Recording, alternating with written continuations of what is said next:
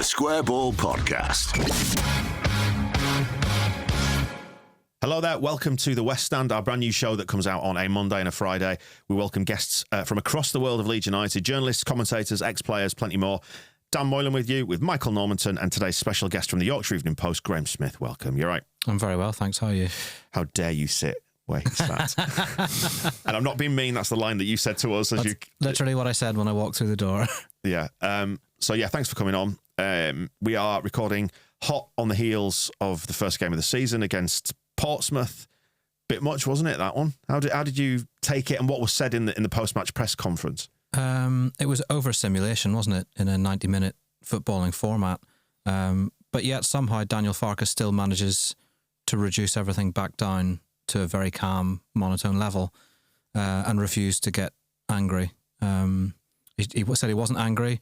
He was disappointed they didn't win it, but he felt they'd shown character to come back. And I think his main takeaway was that they didn't show awareness or full focus and concentration in little moments, small moments, small decisions, big outcomes, that kind of thing.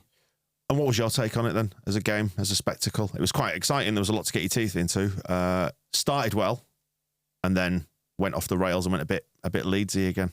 Oh, they should have been 4-0 up on 8 minutes? 10 minutes? That's not even hyperbole. They should have scored 4 goals in that amount of time, and then it would have been Olays for the rest of the afternoon. And somehow they managed to make a Leeds game of it. Why do they do this? Have you figured it out yet?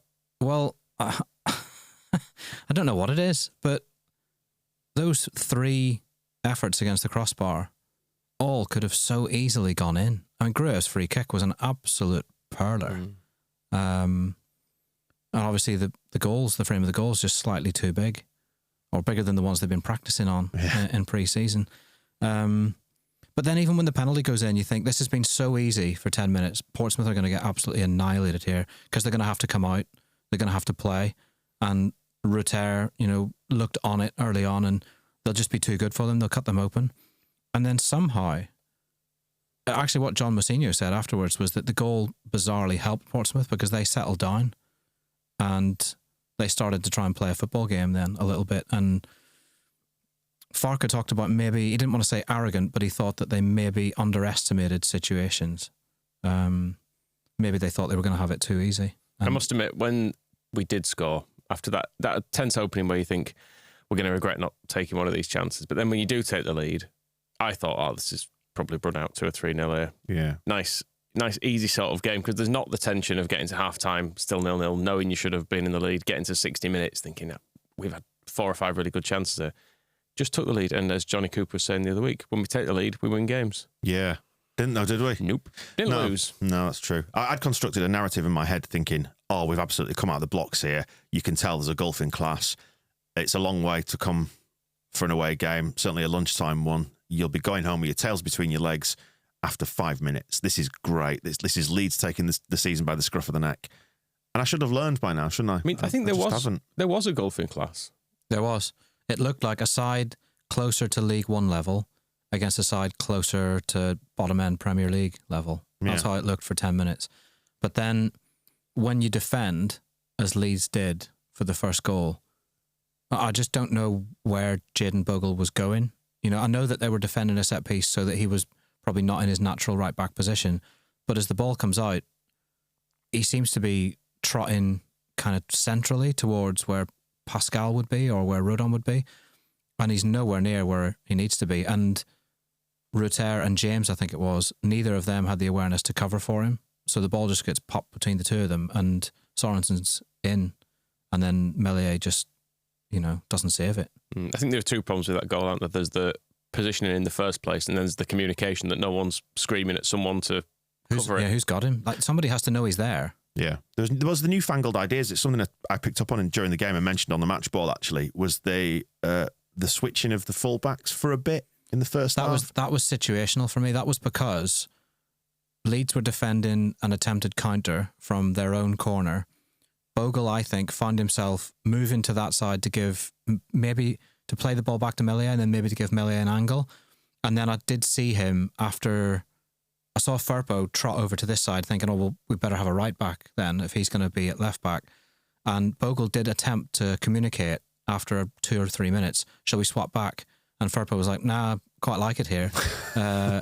So they stayed where they were for a few minutes until there was a more natural opportunity to swap back. I picked up on Ampadu telling them to switch back over, but then they didn't. They just stayed where they were, like in these really high advanced positions. And then, I looked down. I was like, why are you stood next to each other? Shouldn't you all shuffle across a little bit and sort this situation out? And we ended up paying the price for it. Yeah, Bogle didn't have a stellar debut, I don't think. I think he looked, as you were saying actually in the match ball, Michael, kind of consistent with the billing that we heard, which is good going forward, a bit sketchy at the back.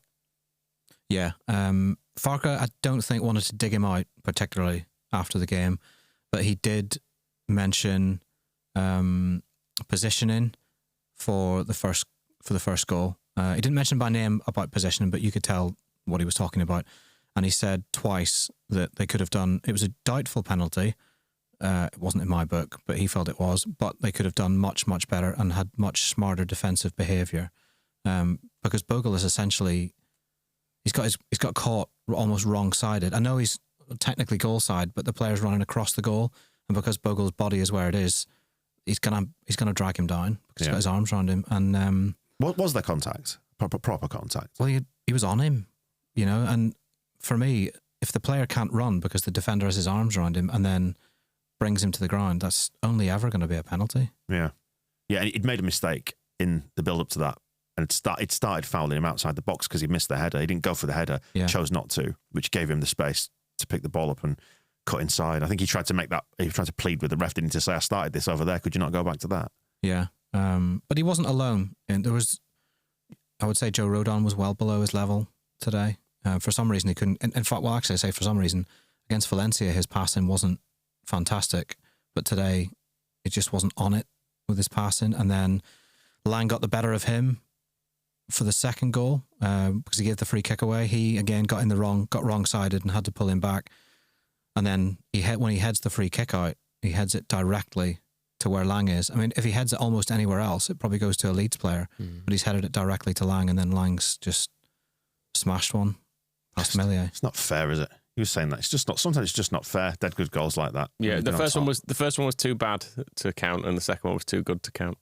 So, the XG for both was only like 0.09 or something like that. I mean, Melly he has to save the first one, doesn't he? Yes, and I asked Farke about that.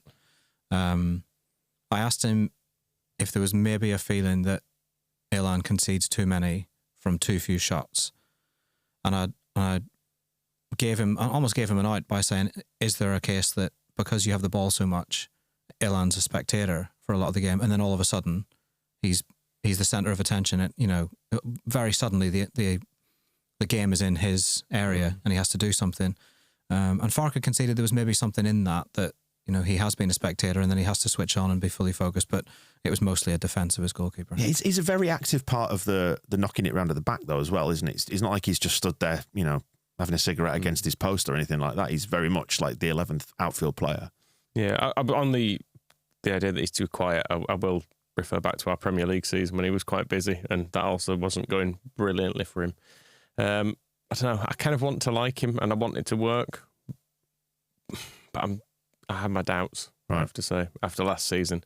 I'm kind of content for him to stay because I think, well, it's the Championship, you're not going to get a perfect goalkeeper. But for basically the first shot he faces this season to be that and for it to go in, it does make you kind of want to chuck it all out the window. I'm just looking at the stats, actually. I haven't actually dived into these before now. And the momentum graph on FOTMob, it's all Leeds. It's incredible, isn't it? Yeah. And the XG, we finished on 3.2 to 0.89 and 22 shots to 5. And bear in mind, the penalty is 0.7 of that 0.89. Yeah. And Farke brought it up before the game, XG, didn't he? We need to be more efficient. He said they need to be more efficient because last season they were top of the table for XG and he'd like to be there again, but this time more efficient. And it's hard to be critical of efficiency after you've just scored 3 at home, but they should have scored 6 or 7. Yeah. I mean, Joseph has a great chance. That was his moment to kind of put an exclamation mark on the pre-season he's just had and all of his momentum and his case for the number 9 shirt, which I think he's winning. Was that the one he cut inside onto his right, or he stepped across, rolled the defender? It was when Bogle crossed it, low. Joseph took a touch to get away from the defender, create the space for a shot, and then skied it. Yeah. And then very successfully and erroneously claimed for a corner. I wish he got that. that, didn't he? Yeah. You know, that's the one where Bogle pulled it back towards the penalty spot, wasn't it? And actually he cut back inside. Yeah. So should that have been a home win then? I left the ground obviously feeling like it should have been a home win based on Aronson's miss late on. But overall, the stats point towards it. Is that fair comment on my part, or am I seeing it through white tinted spectacles? No, that absolutely should have been won by Leeds United, that game. Yeah. They shouldn't have conceded 3, certainly from the situations that those goals came from and the amount of possession that Pompey had. I mean, fair play to Pompey for keeping going and showing a bit of endeavour, even at the end, to try and attack and get something. And then I think they'd have quite liked to try to nick one really late on, maybe throw the ball forward, and I think they fancied it. But Leeds have to win that game, and when you have a chance, you know, that was redemption for Bogle, wasn't it? When he nips in and wins that ball and plays it through. And I'm very cautious about saying that Aronson had redemption on his boot there and then, but I would imagine a lot of people who booed him onto the pitch wouldn't have been booing if he sticks away his second goal in about 4 minutes. I was going to say, it almost nips that in the bud completely, doesn't it? And that is, I'm not saying it's the full redemption arc, but to come on and win a game with 2 goals that late on would have been... Well, it just says to people, I'm going to be useful to you, so maybe knock it on the head. Yeah. I'm just looking at Adam Crafton tweeting about Daniel Farke, and one of the WhatsApp groups that I'm in is just suggesting, or asking the question, do you think Farke is in trouble if we're not top 2 by October? Adam Crafton, it works for The Athletic. I don't know if you've heard of it. It's some website. Startup. Small startup. Leeds summer in which they've sold some of their best individuals while keeping a manager who relies on individuals rather than a style of play. Seems laced with risk. Interesting to see how it plays out. What do you think of the style of play? Did you see some of Leeds being guilty of some of the same old stuff as last season? No, I didn't get that impression today. I thought they created good chances from their possession. You think how many shots Gnonto had, how many shots in general they had. Last season, one of my criticisms would have been the ball would drop out to Kamara and you would think, just shoot. And then he would pop it sideways or right or left, and then they'd recycle it again. Today, I feel like people had a go. Gnonto had a lot of shots. Gruev had at least 2 shots. There were others as well. Joseph's had a couple of efforts. I feel like they created, and I don't feel like they just passed it left and right and left and right. I feel like there was quite a lot of going forwards and some good passes into the area as well. I'm just going to double check that tweet wasn't an old one. It might have been. In which case, am I being unfair to Daniel Farke? But you could see some of those little frustrations just creeping in, I thought, when we came out of the blocks at the start of the first half, start of the second half, but then after we got in front and when Portsmouth started getting a foot back in the game and they'd scored their goals, we just started doing the same thing again, didn't we? Which was like that. It's the fear of passing it through the lines or fear of passing quickly. We did score 3 goals. Yeah, but as Graham said, though, it should have been 6 or 7. It should, but I think you can accept a certain amount of wastefulness. There were games last season when the sideways passing was at its most frustrating and there were no clear chances. Yeah, that's the difference. The difference between games like maybe Sheffield Wednesday was one of the Wednesday games last year, maybe a Rotherham, I can think of a few others, where they didn't create enough chances. They didn't slot the ball between the lines. And I felt like today they did. You know, Ruter played some really nice passes. And Bogle actually split the defence with the ball in behind for Ruter. That's when he pulled it back for Gnonto and he hit the bar. So, yeah, I think don't worry too much about offensive matters because they did create. Yeah, fair enough. And it is a tweet from Saturday. Is that one at 2:30? So I've not done a boo-boo there. I was just going to ask what you thought about the Jonathan Rowe situation. We're in that interesting period now where we're recording this on Saturday afternoon. It'll come out on Monday morning, so developments may happen in the intervening hours. So, you know, danger and warning alert and all that. There are comments in the sort of post-match, your counterparts down in Norwich, saying that their manager is not happy with what Rowe's done, which was to pull out right at the last minute, head not in the game and all that sort of stuff. Probably burnt his bridges there, no way back, that kind of thing. I saw you say this week you thought that Leeds might do this. Do you still maintain Leeds might do this, or is it Marseille? Not so much now that Marseille are so intently on the scene. It's difficult, isn't it? If they're offering more money, then maybe he's looking at the Iliman Ndiaye route back to the Premier League. You know, What's so good about the south of France anyway? well, I mean, have you been to Marseille? I've not actually. It is it's a little bit rough in it apparently. But Full of sailors. is that right? So I've heard. Fair enough. I've Fair heard. enough. He could live in Monaco with Ken. Yeah, maybe so. Yeah, but if it's not to be him, then what do we do? Well, this is where their preparedness will either show itself or reveal that they weren't quite as prepared as they claimed. You know, because they knew Somerville was going, except the only difference is they thought he was going initially. They thought he'd be the first one out the door. That was the one that they were most prepared for, because everyone thought Somerville was going. There was all this talk of Chelsea, Liverpool, Brighton then. It was a surprise to everyone, I think, that nobody pulled the trigger until West Ham did. Particularly when there was a release clause in there, you know, even if nobody was shouting about it, because everyone thought they could sell him for more. So they'll have to have had a list of players that could come in and replace Somerville. It seems like Rowe was the favourite on that list. So as soon as Marseille were on the scene, they should have been moving on to number 2, shouldn't they? And then, but there is this talk of loans and Premier League loans. But to me, the Somerville replacement almost has to be a statement signing, because you're replacing a guy who was the guy, the main man. And for all the talk of spreading the goals out amongst the team,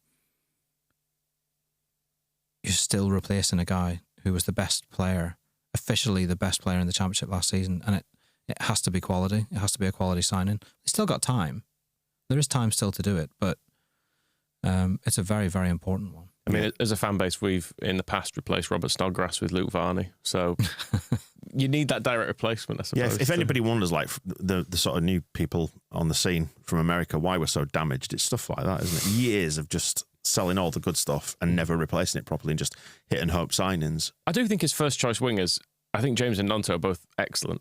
I don't think there's any issue with them being starters. So I suppose it's whether or not you can use the money better elsewhere. But the problem is that one or two might get injured, and one in particular might find himself with an offer between now and the end of the window, which is the big danger. And then suddenly it's Dan James. What was Nonto's celebration about, actually?